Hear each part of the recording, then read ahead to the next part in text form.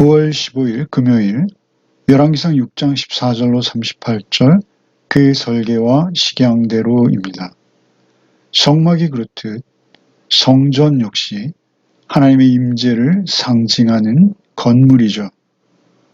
천막이 건물로 대치되었을 뿐 하나하나의 의미가 중요한 것이죠. 그 의미는 하나님의 임재 그리고 하나님의 성품과 속성을 드러내고 있는 것입니다. 먼저 성전의 내부 공사에 대해서 14절로 28절까지 기록하고 있습니다. 먼저 본문을 읽겠습니다.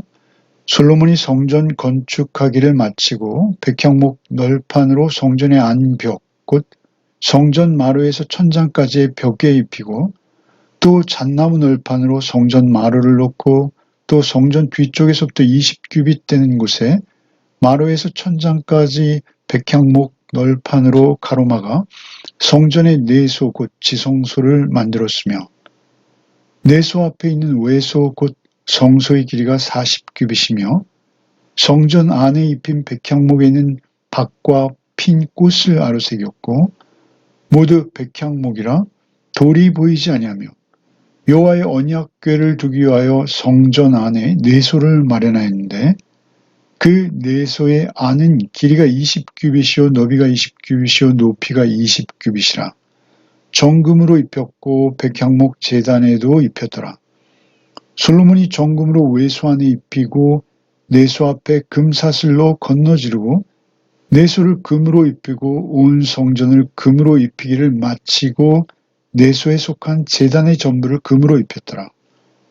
내소 안에 감람나무로 두 그룹을 만들었는데 그 높이가 각각 10규빗이라 한 그룹의 이쪽 날개도 5규빗이요 저쪽 날개도 5규빗이니 이쪽 날개 끝으로부터 저쪽 날개 끝까지 10규빗이며 다른 그룹도 10규빗이니 그 두 그룹은 같은 크기와 같은 모양이요 이 그룹의 높이가 10규빗이요 저 그룹도 같았더라.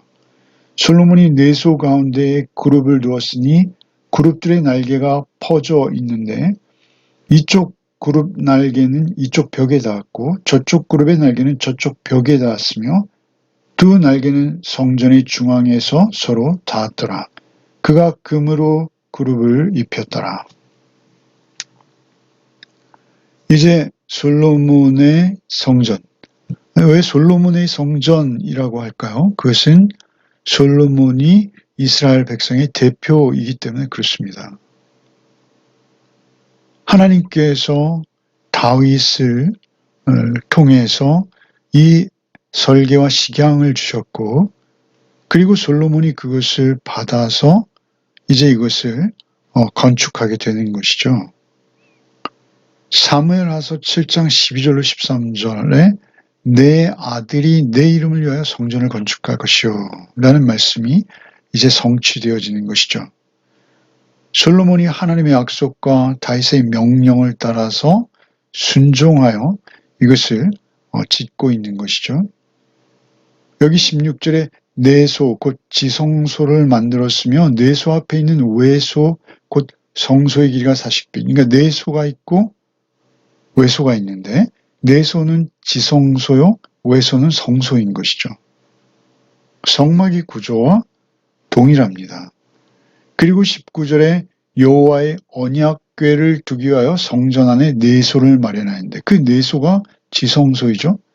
거기에는 언약궤가 있는 것이죠. 하나님의 임재의 상징인 언약궤입니다. 하나님의 임재 방식은 늘 말씀드리는 말씀으로 임재하시는 것이죠. 말씀이 육신이 되어서 오신 분이 예수 그리스도이시고요.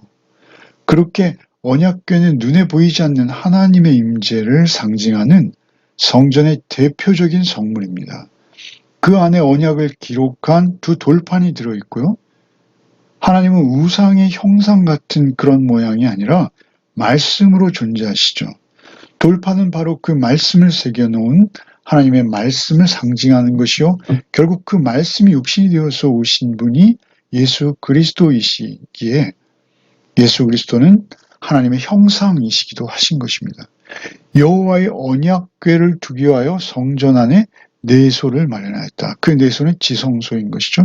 그 지성소는 20절에 그 내소의 안은 길이가 20규빗, 너비가 20규빗, 높이가 20규빗. 정확히 20 곱하기 20 곱하기 20 규빗의 정육면체인 것이죠. 이것은 성막의 정확히 2배이죠. 그 성막의 2배 되는 지성소, 정육면체가 건설되어진 것이죠. 성막, 그리고 이제 성전, 그리고 이제 천상의 거룩한 예루살렘 성도 역시 이 입방체입니다. 입방체. 가로 세로 높이가 같아요. 이것은 하나님의 절대적 완전성, 절대적 거룩성을 의미하는 것입니다. 그렇게 그 지성소를 만들고 거기에 백향목을 덧대고 그 위에 다시 정금을 입히는 것이죠. 21절에 솔로몬이 정금으로 외소 안에 입히고 내소 앞에 금사슬로 건너지르고 내소를 금으로 입히고, 그러니까 지성소와 성소 사이에 금사슬을 건너지른 것이죠. 그런데 사실 이 금사슬만 있는 것이 아니라 여기에는 휘장이 있습니다. 역대하 3장 14절에 혹시 성전 건축을 기록하고 있거든요. 그 솔로몬의 성전 건축을 동일하게 기록한 역대하 3장 14절에 청색, 자색, 홍색 실과 고운 배로 휘장 문을 짓고 그 위에 그룹의 형상을 수놓았더라. 성막에서 성소와 지성소를 나눈 것 같이 여기도 역시 휘장이 있었고, 그 휘장이 예수께서 십자가에 못 박혀 죽임당하실 때 찢어지는 것이죠. 그 금사슬로 건너지르고 내소와 외소를 구분했다라는 것이죠. 그리고 이제 23절부터 마지막 28절까지 놀랍게도 그룹이 이제 등장하는 것이죠. 그룹을 나무로 만들고 그리고 금으로 입히게 되죠. 그 언약궤 위에 펼쳐져 있는 그룹, 그 그룹은 우리에게 에덴을 생각나게 합니다. 에덴에 그룹을 두어서 하나님께서 죄악을 범한 인간들이 에덴의 동편으로 건너가지 못하도록 지켰던 그룹, 그 그룹이 이제는 하나님의 임재를 지키고 있는데 그 안에 말씀이 있는 언약궤 위를 지키고 있다라는 것이죠. 바로 그 언약궤에 대제사장이 1년에 한 번 들어가 짐승의 피를 뿌리고 대속죄일에 속죄를 받아내는 것이죠. 그 상징이 말씀이 육신이 되신 예수 그리스도이십니다. 요한복음 1장 14절 말씀이 육신에 우리 가운데 거하심에, 이 거하심에가 장막을 치신다라는 것이죠. 바로 그 성막 성전 예수 그리스도로 이어지는 구속사의 상징은 바로 말씀이요 언약인 것입니다. 그런데 그 그룹이 이제 그것을 지킨다라는 것이 무엇을 의미하는 것이죠? 이제 성전은 이제 하나님의 임재를 상징하고 드러내는 것이고요. 결국은 그 언약의 말씀이 우리 가운데 찾아오셔서 이제 우리 안에 거하심으로 우리가 성전이 되어서 사실 우리가 하나님의 나라를, 그 에덴을 이곳에서 경험하고 느끼게 되는 것이죠. 하나님의 전체 계획은 이렇게 순서대로 그 계시의 점진성이라고 말씀드렸죠. 그렇게 점진적으로 우리에게 그림자로 존재하는 그 성막과 성전이 이제 예수 그리스도를 다 비추고 있는 것입니다. 실체가 오실 때 그 그림자가 우리에게 도움이 되듯이 그 그림자와 같은 성막과 성전이 예수 그리스도를 어떻게 지향하고 있는지, 어떻게 의미하고 있는지, 예수 그리스도를 가리키고 있는 그 의미들을 하나씩 하나씩 우리가 알아가는 것, 그것은 우리에게 굉장히 예수 그리스도 누구이신지를 아는데 큰 도움이 되는 것이죠. 이제 29절부터 36절까지는 성전의 장식, 그리고 문, 그리고 안뜰을 설명하죠. 읽겠습니다. 내 외소 사방벽에는 모두 그룹들과 종류와 핀 꽃 형상을 아로새겼고 내외 성전 마루에는 금으로 입혔으며 내소에 들어가는 곳에는 감람나무로 문을 만들었는데 그 문 인방과 문설주는 벽의 5분의 1이요. 감람나무로 만든 그 두 문짝에 그룹과 종류와 핀 꽃을 아로새기고 금으로 입히되 그 그룹들과 종류의 금으로 입혔더라. 또 외세의 문을 위하여 감람나무로 문설주를 만들었으니 곧 벽의 4분의 1이며 그 두 문짝은 잣나무라.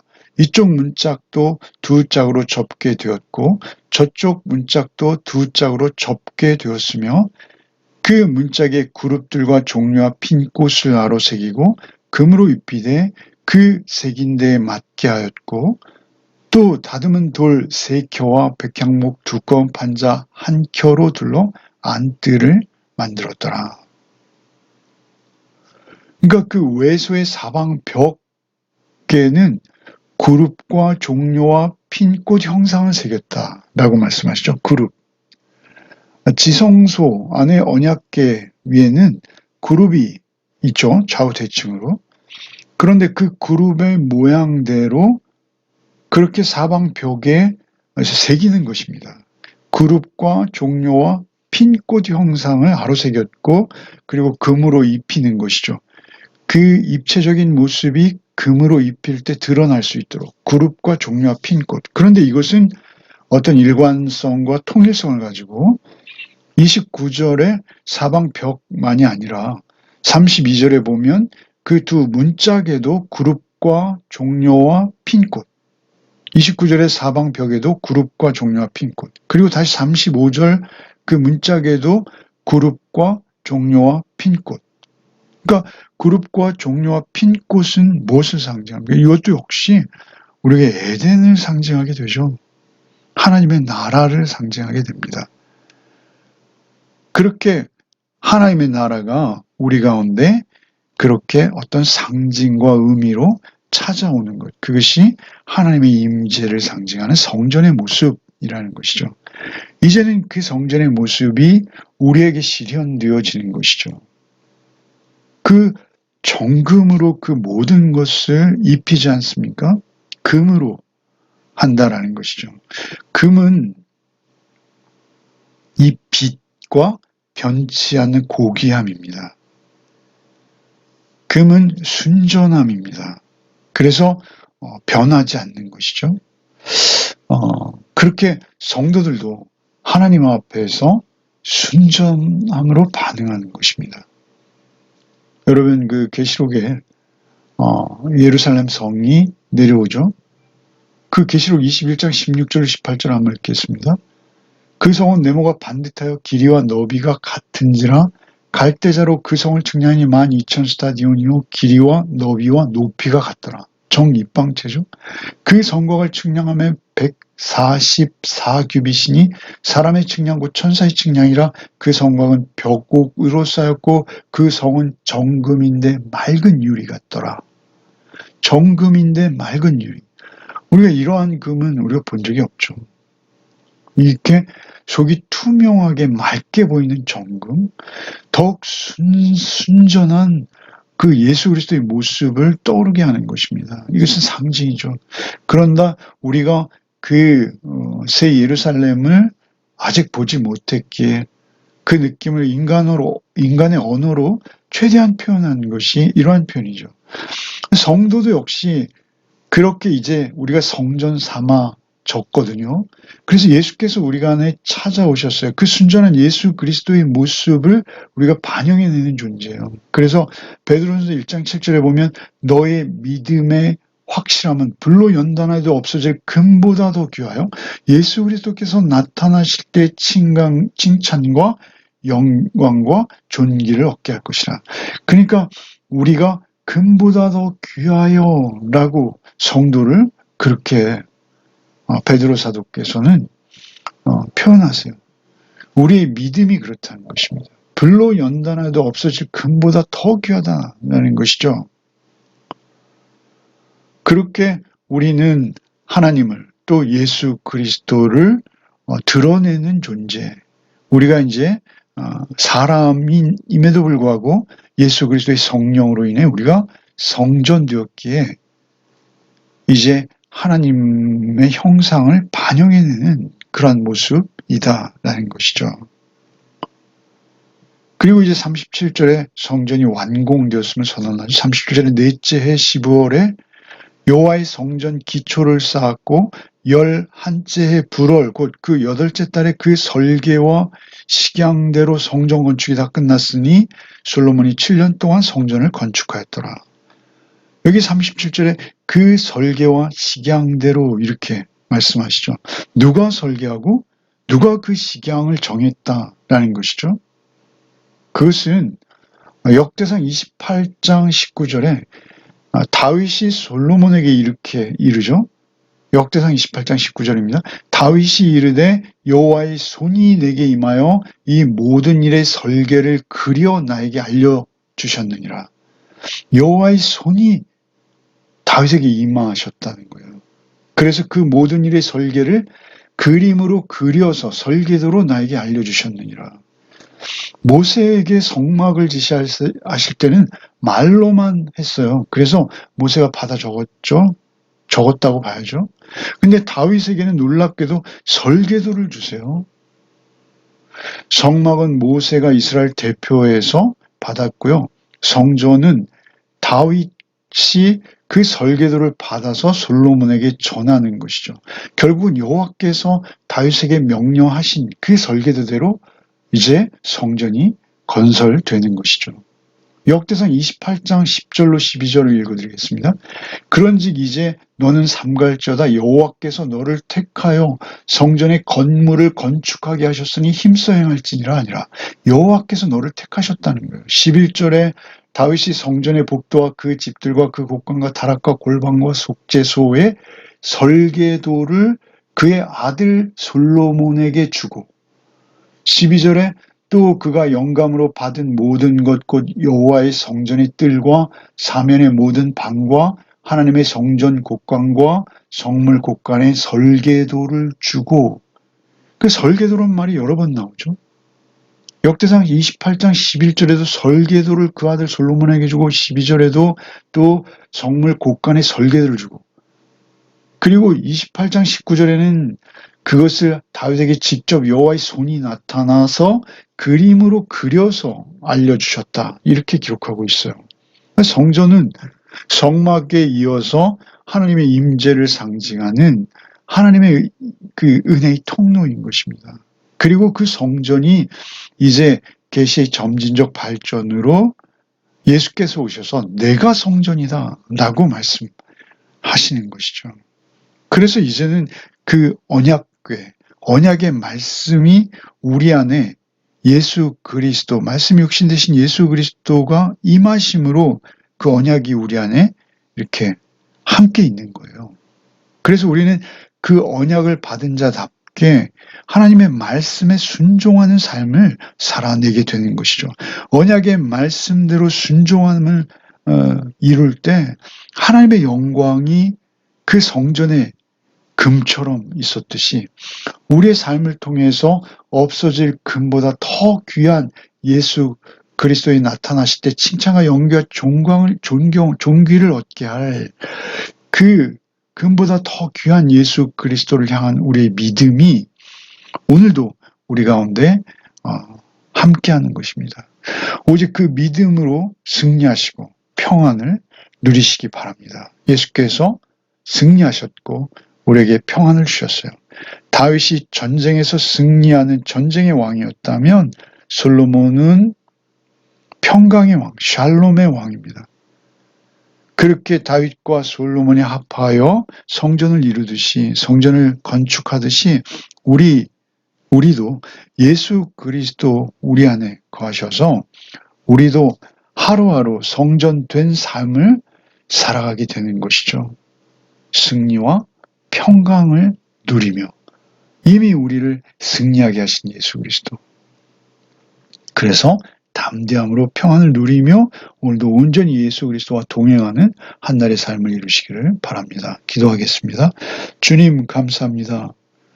우리를 성전 삼으신 주님, 오늘도 오직 주의 언약의 말씀대로 살아내기를 소원합니다. 우리의 힘으로 능으로 할 수 없고 오직 주 성령으로 이룰 수 있사오니 말씀의 성령으로 우리를 인도하사 오늘도 오직 주님 따라 한날의 삶을 살아내므로 주님의 영광을 우리의 삶 속에 드러내는 복이 우리에게 있게 하여 주옵소서. 예수 그리스도 이름 받들어 기도하옵나이다. 아멘.